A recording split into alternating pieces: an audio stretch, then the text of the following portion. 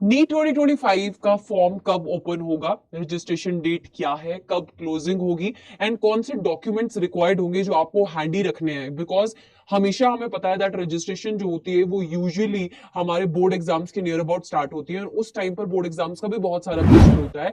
तो इस एक वीडियो में मैं आपको पूरी क्लैरिटी के साथ with proper analytics with proper facts बताने वाली हूँ कि कब आपका रजिस्ट्रेशन फॉर्म खुल रहा है और आपको कौन कौन से डॉक्यूमेंट्स को रेडी रखना है। सो प्लीज मेक श्योर दैट कि आज अगर आप इस चैनल पर आए हैं तो एंड तक जरूर से जुड़े रहिएगा। So it is just a beginning for you. अगर आप इस चैनल पे न्यू है, don't forget to subscribe to the channel and press the bell icon.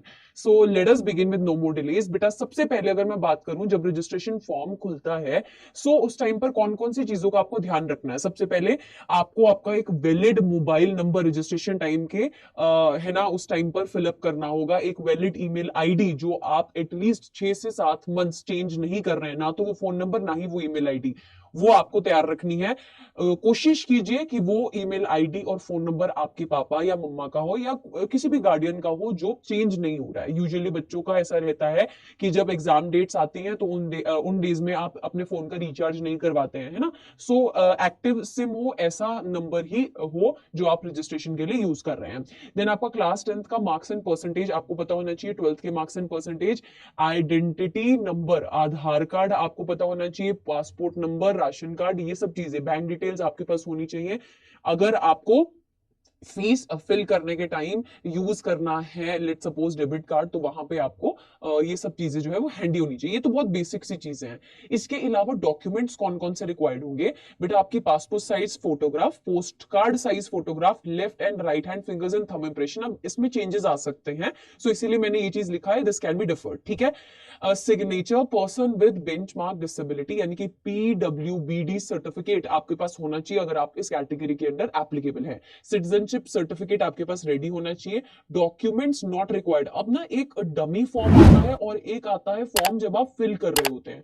तो डमी फॉर्म में ये पिछले साल भी देखा गया था कि आपके क्लास 10th का passing certificate, permanent and present address proof जो है वो मांगा गया है। बट बेटा जब फाइनल फॉर्म भरा गया तो उस टाइम पर अपलोडिंग के ऑप्शंस नहीं आए थे।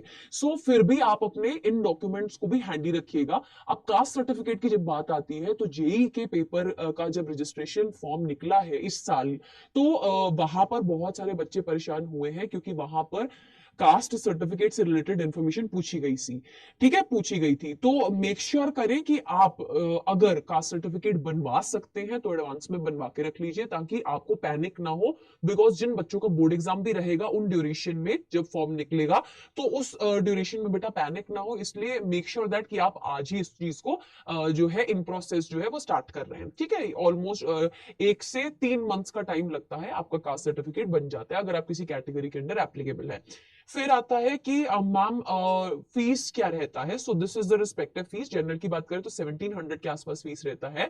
फिर अगर हम जनरल ईडब्ल्यूएस की बात करें तो 1600 का फीस रहता है। ओबीसी नॉन क्रीमी लेयर की बात करें तो 1600 फीस रहता है। एससी एसटी वालों की जो फीस रहती है, या पीडब्ल्यूडी या पीडब्ल्यूबीडी की जो फीस रहती है वो 1000 रुपीज रहती है। फॉरेन कैंडिडेट्स की 9500 फीस रहती है। ये रजिस्ट्रेशन फीस रहती है।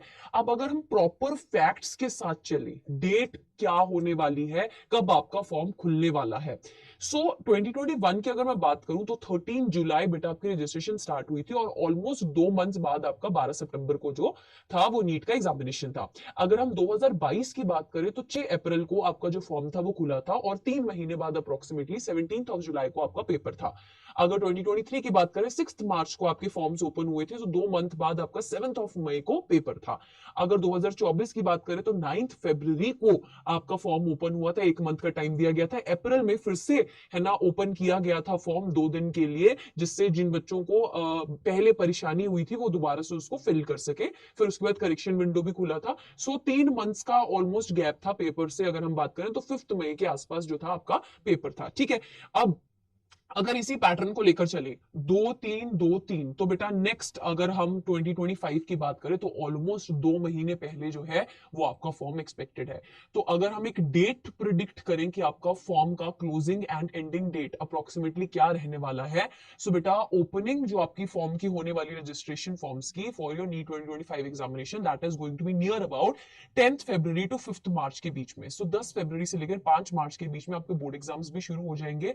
आपको पैनिक पैनिक ना हो, इसलिए जितने भी डॉक्यूमेंट्स मैंने बताए हैं वो प्लीज अपने हैंडी रखिएगा। इसके अलावा अगर आपको कुछ भी डाउट आता है, आप कमेंट सेक्शन में कमेंट करके जरूर से पूछिए।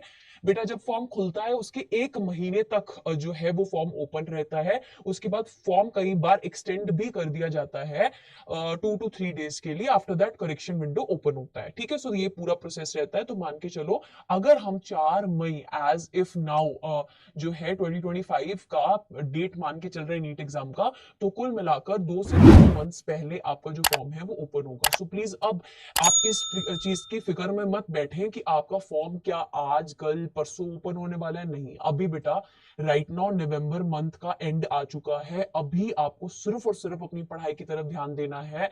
अगर आप पढ़ाई में पीछे हैं, अब ये चीज आपको है ना आइडेंटिफाई करनी है कि जब आप मॉक टेस्ट दे रहे हैं तो आपके नंबर कहाँ कट रहे हैं।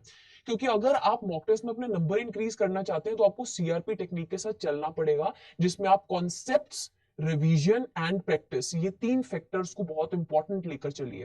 बेटा अगर आर यानी कि रिवीजन आपकी कमजोर है, आपके कॉन्सेप्ट्स हो चुके हैं, you need to work on your revision part. तो this was the information for those students जो कहीं ना कहीं अपनी प्रैक्टिस के साथ जूझ रहे हैं।